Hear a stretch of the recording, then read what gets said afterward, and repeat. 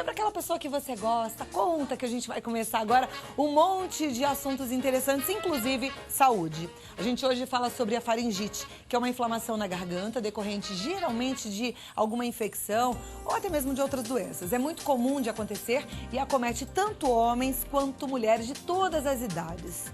As crianças às vezes são mais vítimas frequentes da faringite, mas não importa a idade não, qualquer pessoa pode, infelizmente, ter faringite. Mas nós temos um especialista que vai falar sobre esse assunto e vai nos ajudar a entender melhor como é que a gente previne, como é que a gente cuida durante o processo dessa inflamação e depois como é que a gente evita, né?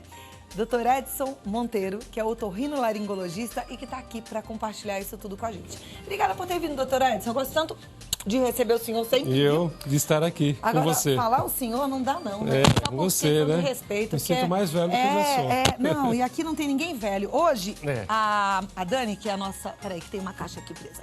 A Dani, que é a nossa maquiadora cabeleireira, fez essa trança assim, colocou essa tiarinha de... Eu falei, mas... Não tô velha pra usar esse penteadinho? Ela falou, não, Cláudia, você não tem idade. Então eu gostei, eu não tenho idade, você também não tem idade. Com certeza. Grava isso, você também não tem não, tá? Tá tudo certo. Mas independente da idade, saúde é primordial, a gente tem que aprender a cuidar dela direitinho, né? Muito. O que é faringite? As pessoas costumam até fazer essa confusão. Eu estou com faringite ou com laringite, né, Cláudia? Não sabendo do que se trata, se confundindo até os dois órgãos e as duas infecções. A faringe, o órgão faringe, é aquele tubo que tem atrás do nariz. Depois nós vamos mostrar uma imagem. Tem imagem? Dá para colocar? Porque a gente já vai entendendo um pouquinho, que nem na aula da escola. Então é o tubo que sai de trás do nariz, olha lá, por trás do nariz. Tem até uma marca ali mostrando atrás do nariz. É o quê? O vermelhinho ou o branquinho? É o vermelhinho. Tá. Atrás de onde tem o palato, tem a campainha. Tô vendo ali ali em cima, né? Tá até mostrando. Rinofaringe, né? Ali tá assim, tá a porção nasal da faringe, tá vendo? Tá escrito ali. Então, tem a parte do nariz. É quando o ar entra pelo nariz, ele passa pelo nariz e ele vai descer pela faringe nasal. Aí desce pela garganta.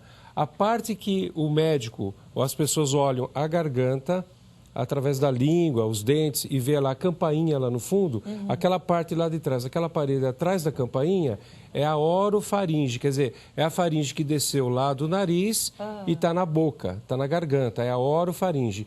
E abaixo da língua, que já não dá para ver, olhando pela faringe, tem a parte mais inferior da faringe, que é quando ela vai se comunicar com aquele tubo digestivo que vai até o estômago, que é o esôfago, que é a laringofaringe.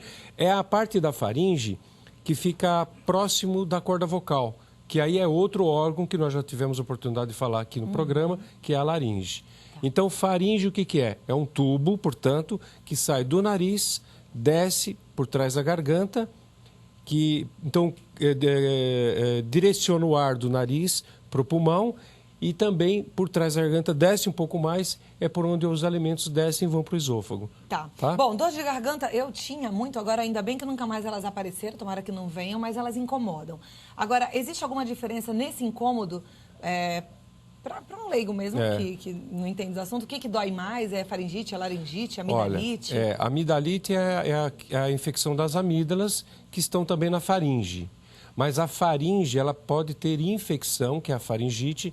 A dor é terrível. Quando tem uma faringite mesmo com pus purulenta, quer dizer, bacteriana, a dor muitas vezes costuma ser pior do que a amidalite. Né? E tem casos até que a pessoa vai no médico, isso é importante vocês prestarem atenção nisso. Às vezes a criança, ou o próprio adulto, mas mais frequente na criança, ela está com dor, muita febre, principalmente dor nos ouvidos. E vai olhar o ouvido e não tem nada. E tem uma dor muito forte, dor para engolir, e tem uma febre alta, e olha a garganta e não vê nada. Precisa investigar, colocar um aparelhinho chamado nasofibroscópio, faz uma endoscopia nasal, ele desce até a garganta e você vê se tem uma rinofaringite, a infecção da faringe da parte nasal. Porque aí não dá para ver. Não dá para ver. Só no exame de colocar a dor é só uma dor de ouvido, muitas vezes. E é muito perigoso, porque isso pode dar abscesso, pode dar uma complicação na criança, muito séria, porque ali está na base do crânio. Então pode dar até uma meningite, dar um abscesso cerebral. Quer dizer, é uma coisa simples de se tratar, mas que pode ter uma repercussão de agravamento muito grande. E aí fica assim, não, isso é viral, porque não vê nada. O médico olha e não vê nada. Não, isso é febre, é virose, dá um anti-inflamatório e às vezes é uma coisa mais séria. Mas infelizmente normalmente é assim, né? Abre a boca, fala, coloca o palitinho lá e aí, não tem pus, não tem nada, é viral e pronto. Exatamente, é isso mesmo. Se tá com dor, se tá com febre... Olha, é o que você está alertando. Tá com dor, tá com febre, nessa região da faringe... É como o ginecologista. Não é possível você fazer diagnóstico do que quer que seja, sendo que tem algum problema dentro de uma cavidade do organismo.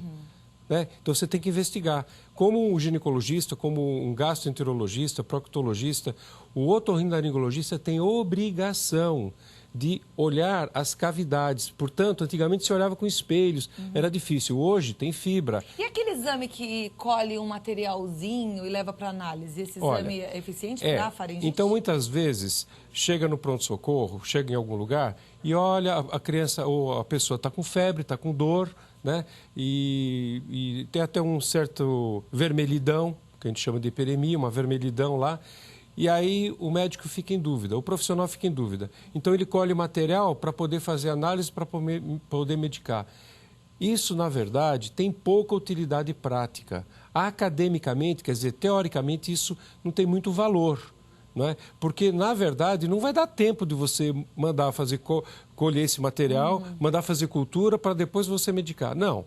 Chegou pela faixa etária, pela condição do paciente, você já sabe qual antibiótico você vai dar. O médico tem essa noção. Então, ele já medica. Dá um anti-inflamatório se a pessoa puder tomar anti-inflamatório, se não tiver nenhum problema renal. Agora, essa coleta que você me perguntou desse material da faringe, na prática, ela tem pouca utilidade. E tem mais um agravante, Cláudia, que é o seguinte. Quando se colhe material da garganta, da boca, da vagina... O que acaba acontecendo? Ali tem um monte de bactérias e elas estão ali, elas são potencialmente causadoras de doença, mas com o equilíbrio do organismo, elas estão ali, convivendo muito bem com o organismo. Você colher material, você pode estar colhendo material da flora que é normal. E aí você faz um antibiograma, vai dar mesmo. Pode dar um antibiótico X, Y. Então, na prática, é muito confuso e de pouca utilidade. Por isso, desculpe os mais novos, mas eu gosto dos médicos experientes, são realmente maravilhosos. De olhar já sabe o que tem, né? A gente vai falar mais sobre esse assunto no próximo bloco. Inclusive, se você tiver alguma dúvida, no 0 Operadora 11 2202 8432, você vai falar com uma das meninas queridas lá do nosso site, preencher seu cadastro rapidinho e mandar a sua dúvida. Aí o doutor Edson vai ter a chance de responder daqui a pouquinho, tá bom? Doutor Edson Monteiro responde as nossas dúvidas sobre faringite, que eu já entendi um pouquinho o que é. Já sei que se a dor está persistindo, a gente tem que ficar de olho e, de repente, fazer o exame, que chama... O exame é nasofibroscopia. Uma nasofibroscopia, isso, né? Isso. E cuidar realmente, porque ela incomoda. Com certeza. Bom, algumas dúvidas já chegaram aqui no nosso e-mail. A Cláudia Oliveira, ela é de São João del Rei, Minas Gerais, e ela diz: meu filho de 16 anos está com faringite, porém ele não toma direito os remédios que foram receitados e acredita que ele vai se curar sozinho. Isso pode causar alguma complicação futuramente? Pois é, a faringite, como é que é o nome dela? É Cláudia Oliveira. Cláudia, a faringite é o seguinte, precisa investigar a causa, né, e certamente o médico deve ter investigado e a pergunta sua não é a causa, né? Mas o médico deve ter dado o tratamento para tratar essa faringite do seu menino. Tem que tomar remédio sim, porque dependendo da causa, pode piorar a situação. Se for um problema gástrico, um refluxo, se for um problema no esôfago, aquele tubo digestivo que vai até o estômago, aquele refluxo, quando volta, quando a pessoa está dormindo, ele acaba dando faringite. Então, no final das contas, a faringite é um sintoma de uma coisa mais grave, que se a pessoa tem, por exemplo, uma esofagite, vou dar um nome aqui, Los Angeles, ou vários tipos de esofagite, pode gerar até câncer de esôfago, né? Então, precisa ser tratado. Se o médico prescrever algum tratamento, deve ser feito, porque pode ter complicação. Dentre outras causas, né, Cláudia? Pode ter uma sinusite crônica, que pode dar faringite. A pessoa pode ser uma respiradora bucal, está tendo apneia noturna, que nós já falamos aqui no programa sobre isso. E está tendo outros distúrbios de coração, circulatórios. Portanto, fazendo um resumo de tudo que eu falei até agora para você, é assim. Se detectou uma causa e está sendo medicado para aliviar o sintoma da faringite, aquela causa tem que ser tratada, porque senão vai piorar. Ok. A Maria Padilha Vieira, de São José do Rio Preto, ela diz: toda vez que contraio uma gripe, fico sem voz, que volta ao mesmo tempo em que melhoro da gripe. Por quê? Aí o problema não é faringe, certamente deve ser laringite. Laringe é onde o homem tem o gogó, certo? Tem aquele pomo de Adão, o gogó. Essa é a laringe. A faringe é o tubo atrás da laringe, né? É porque quando a pessoa tem uma gripe, uma virose, tem edema, inchaço, fica inchada as mucosas, todos esses tecidos moles que nós temos dentro da garganta e até no esôfago. E a corda vocal não é diferente. Tem pessoa que tem pessoa que não tem. Cada ser humano é diferente do outro. Então você tem suscetibilidade a ter uma laringite quando você fica gripada. Então essa é a razão. Ok. A Sheila Edilene Gonçalves, ela disse que há 2 anos fez a extração das amígdalas e ela pergunta se tem que ter algum cuidado a mais por ter retirado as amígdalas. Olha, na verdade, tirar as amígdalas não é aconselhável até a idade de 18 anos, por aí, né? Se precisa tirar, deve tirar. Hoje é mais indicado tirar a amígdala por problema de respiratório, hipertrofia, aumento do tamanho desses órgãos. Não tem repercussão nenhuma. Na verdade, não vai acontecer nada. O que pode acontecer em mais ou menos 20% a 30% das pessoas é a faringe começar a dar faringite, depois que tira as amígdalas. Então, a pessoa tinha uma amidalite em repetição, depois ela começa a ter, por um período de tempo, ou poucos anos, ela começa a ter algumas faringites. Aí tem que tomar remédio para aumentar a imunidade contra a infecção. Por que isso acontece? Porque a amígdala que foi extraída, ela é um gânglio, ela é uma íngua que se forma, é um tecido que ele responde à imunidade local. A faringe também tem vários tecidos ali que fazem esse papel. A faringe também faz.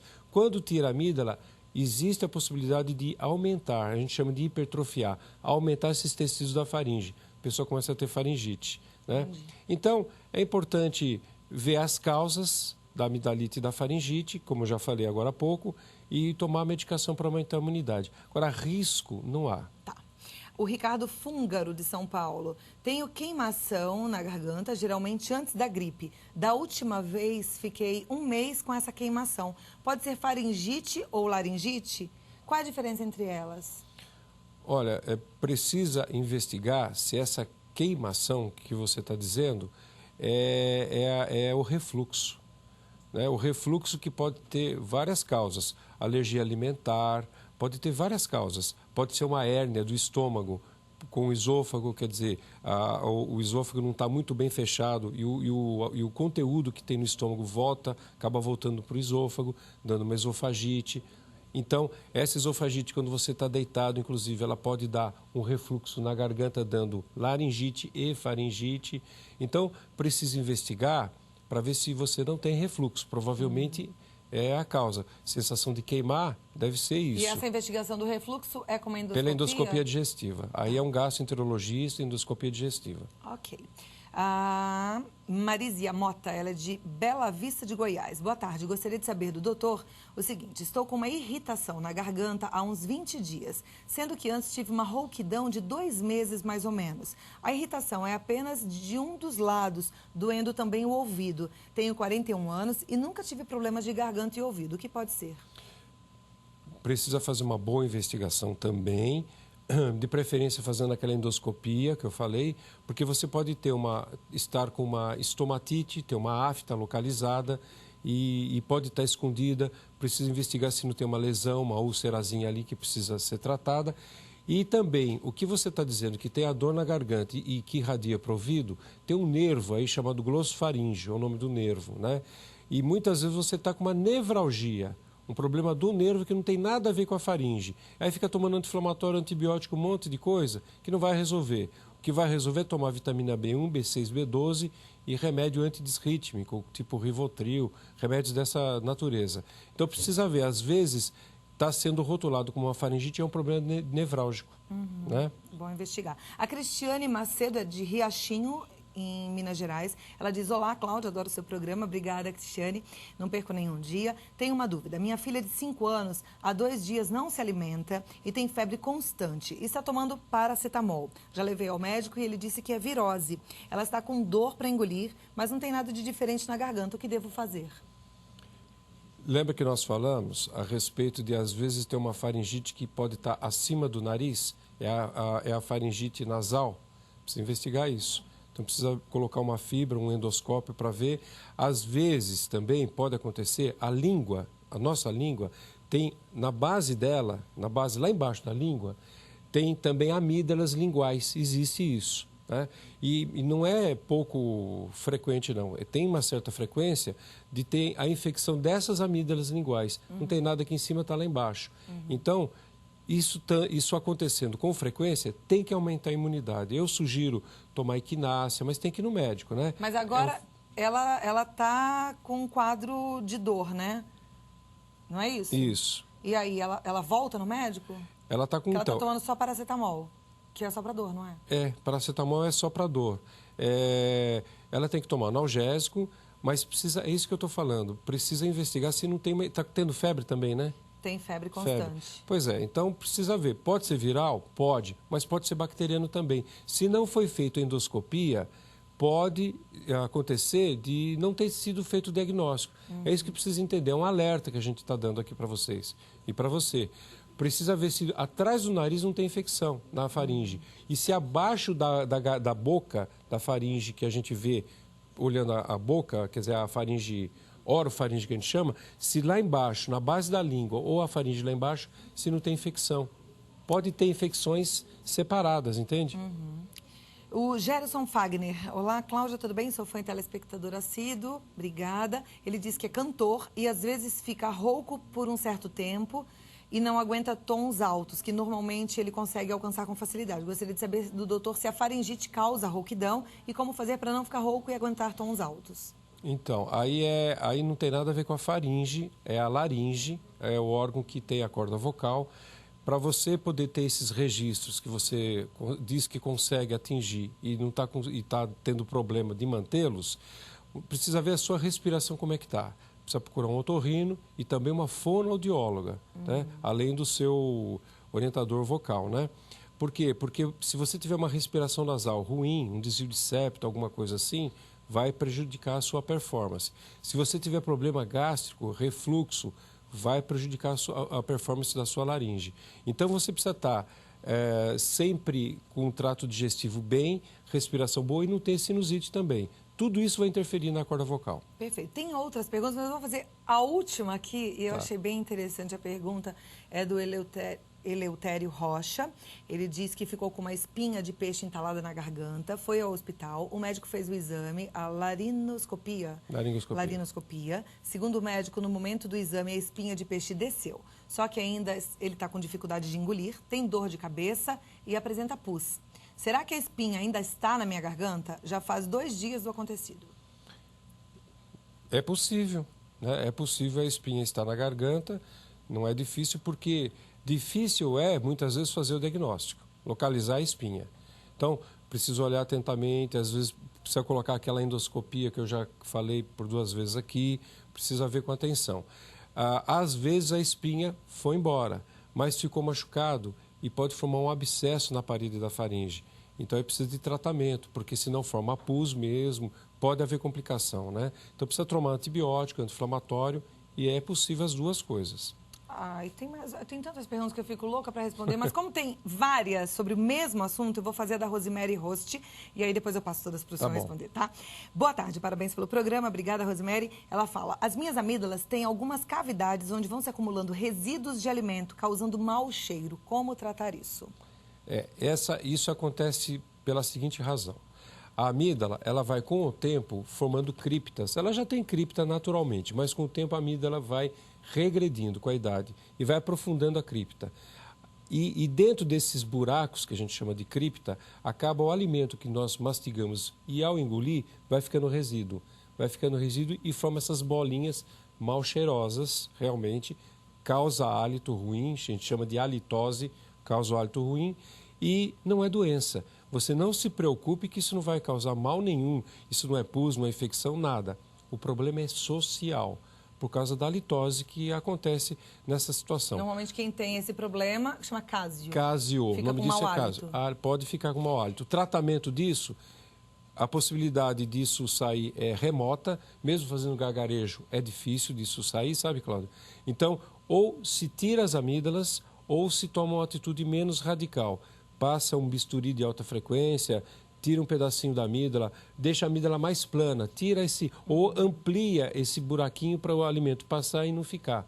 Usa-se laser, usa-se várias técnicas hoje em dia. Resolve o problema. Perfeito. Tá? Dr. Edson Monteiro é otorrinolaringologista, contribuiu com o nosso programa. Muito obrigada. Obrigado. O site dele é o www.edsonmonteiro.med.br e o e-mail é edson@edsonmonteiro.med.br. Telefone 0 operadora 11 2950 2339. Muito obrigada pela sua presença. Volte mais vezes. Doutor Edson também é ortomolecular. Qualquer dia podia voltar para falar desse assunto, né? Estaremos aqui. Obrigada. Tchau.